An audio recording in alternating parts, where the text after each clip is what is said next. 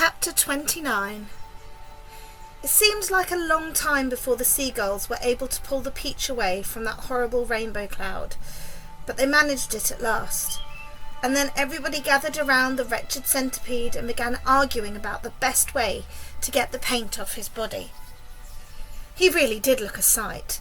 He was purple all over, and now that the paint was beginning to dry and harden, he was forced to sit very stiff and upright, as though he were encased in cement.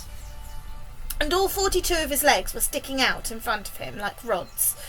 He tried to say something, but his lips wouldn't move. All he could do now was to make gurgling noises in his throat. The old green grasshopper reached out and touched him carefully on the stomach. "But how possibly could it have dried so quickly?" he asked. "It's rainbow paint," James answered. "Rainbow paint dries very quick and very hard." "I detest paint," Miss Spider announced. "It frightens me. It reminds me of Aunt Spiker. The late Aunt Spiker, I mean, because the last time she painted her kitchen ceiling, my poor darling grandmother stepped into it by mistake when it was still wet, and there she stuck. And all through the night we could hear her calling us, saying, 'Help, help, help!' And it was heartbreaking to listen to her, but what could we do? Not a thing until the next day when the paint had dried, and of course we rushed over to her and calmed her down and gave her food. Believe it or not, she survived for 6 months like that, upside down on the ceiling with her legs stuck permanently in the paint.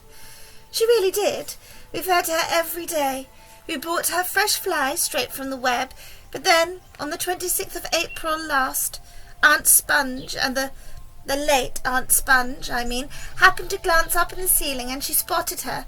'A spider!' she cried. 'A disgusting spider! Quick, fetch me the mop with the long handle!' And then, oh, it was so awful, I can't bear to think about it." Miss Spider wiped away a tear and looked sadly at the centipede. "You poor thing, I do feel sorry for you." "It'll never come off," the earthworm said brightly. "Our centipede will never move again. He will turn into a statue, and we shall be able to put him in the middle of our lawn with a bird bath on top of his head." "Or we could try peeling him like a banana," the old green grasshopper suggested. "Or rubbing him with sandpaper," the ladybird said. "No, if you stuck out his tongue," the earthworm said, smiling a little for perhaps the first time in his life, "if he stuck out his tongue really far, we could all catch hold of it and start pulling, and if we pulled hard enough, we could turn him inside out and he could have a new skin."